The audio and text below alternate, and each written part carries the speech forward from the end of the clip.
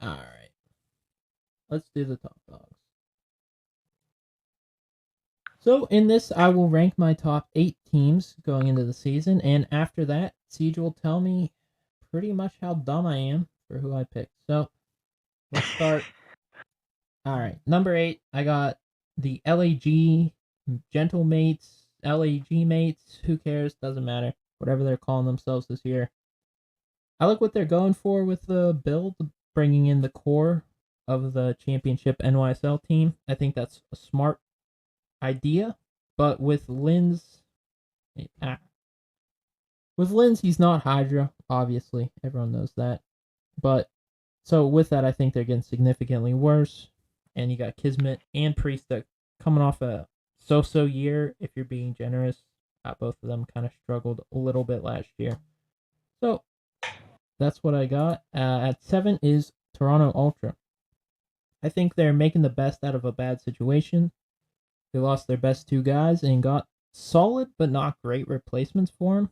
I like Beans, and if Insight returns to form, it might be a dark horse team, but I need to see it first. I think Joe's not a bad pickup, but he's definitely not the same kind of player as Envoy, so they're going to struggle a little bit there. Rocker at 6, they got a lot of young talent on the team, which I like. I'm not sure how it will pan out, but based on pure talent, I like the idea behind the roster. I like Paul X returning as well. He's a solid guy. We'll have to see, but I mean, they should be fighting to get to a few Sundays. I think that's a reasonable expectation for them. I wouldn't say that they're expected to win anything on Sundays, but I think they should get there compared to last year's team. Surge was probably my favorite landing spot, like when I was thinking about free agents last year, at least in the early off season, which is why I have them at 5. I like Abuza and 04. They're young, talented, nasty ended strong last year. But I don't like the Hixie pickup. I think it'll make them a bit worse, personally. Based on what I've seen from 04, I don't think that's like the best duo out there. And I definitely don't think it can compete with the top 4 duos. I would have went with a cracked sub for the role over Hixie, just personally. If anyone cared to ask me, which they did not. Cloud9 at 4. I like the roster. They are at a bit of a talent gap from the top 3, in my opinion. I think over time you'll see them overcome it with good coaching, sort of like Surge and Vanguard. But right now, I think 4 seems fair. Glad to see Attach on a good team finally. Like all those guys are obviously really solid. So we'll see what they can do. I think I'd be shocked if they're super good at the beginning of the year, but I think they'll improve as we go on. FaZe is at 3 for me. I think it's good they won EWC, but I think that also band-aided some of the issues they had, and they just haven't fixed. It's early, but I wouldn't be shocked if this team struggled early on in the year and even made a change at some point, like worst case scenario. I know it's a little doom and gloom. But I would also not be shocked if they win Major 1. That's kind of why they sit at 3. I think this team goes either way depending on what they worked on this offseason. So, all right, off to get 2. Yeah, it felt odd to put them here. They're the world champs, obviously. And, I mean, nothing's really changed.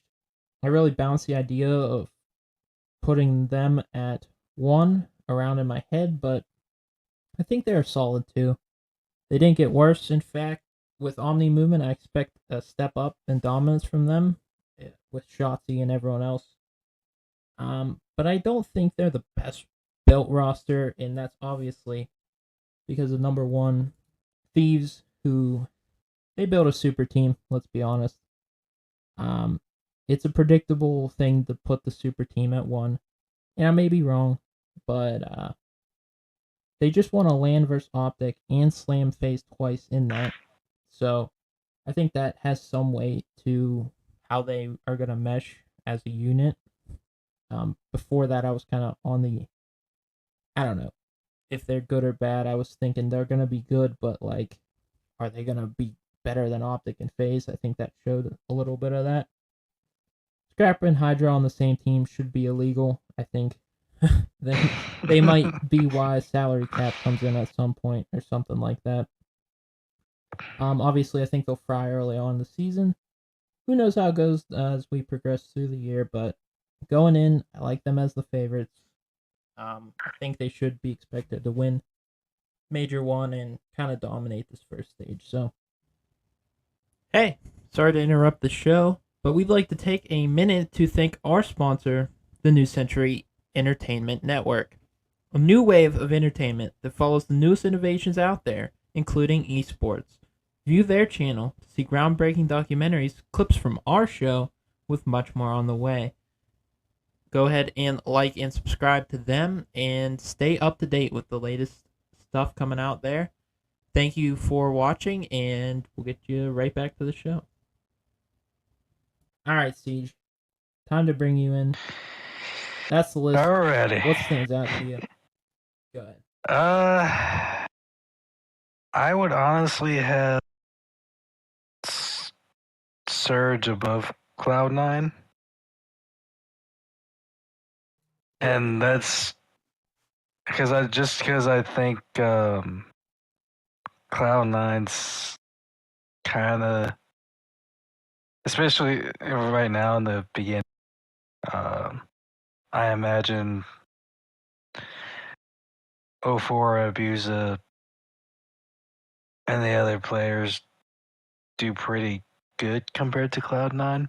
I think Cloud9 will end up catching up around Major 2, Major 3, though. So you agree with me on Cloud9 kind of struggling at the start, figuring it out towards the end? Yeah, I think that's fair. I think that's a fair way to go. What else?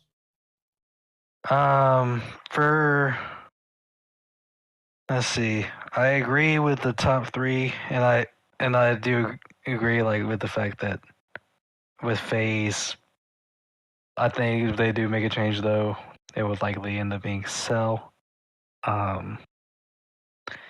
That's at least the route I would go. And some people might think I'm faded for that take, but I've been thinking it since Vanguard. And then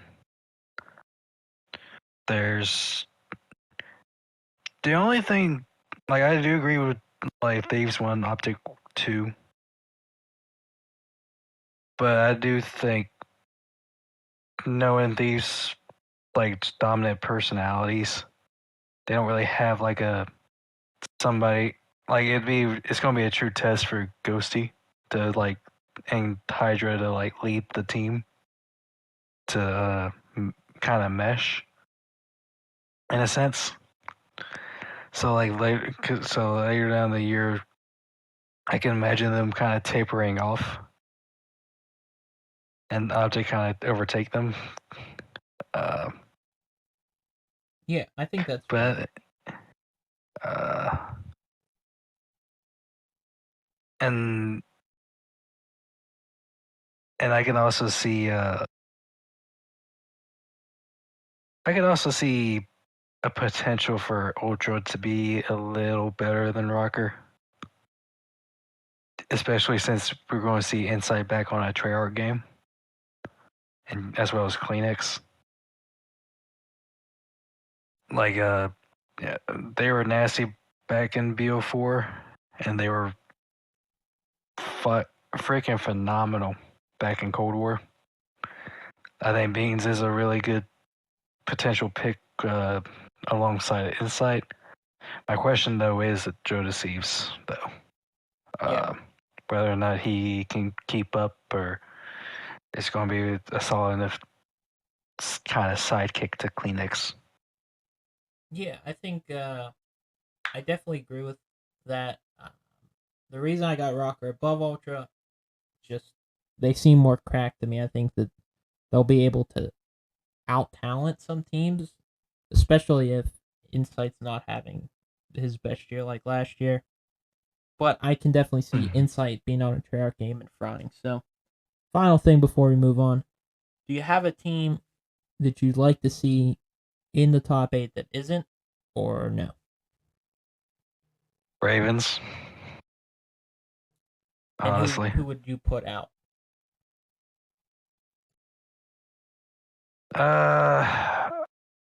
I would.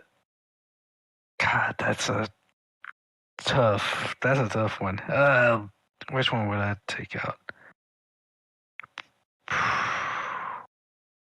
I'd probably want to take out probably Gentlemates. Yeah, I think that's fair. Probably them. Yeah, I mean, I did say beforehand, I was kind of on the line with them as well. But we'll have to see. I'm really interested to see these first qualifiers. We'll get some of that info before the next episode and kind of see what we expected and what we didn't expect from some of these teams. Because there's always one team where you're like, they were bad. What? Can't believe it. Like Breach last year. And a team that's like, oh, they're really good for some reason. And I don't know which team's going to do that, but I'm excited to see because it keeps it interesting. Yeah, it does. Especially with the top three being solidified so much. But I think that's fair enough for that.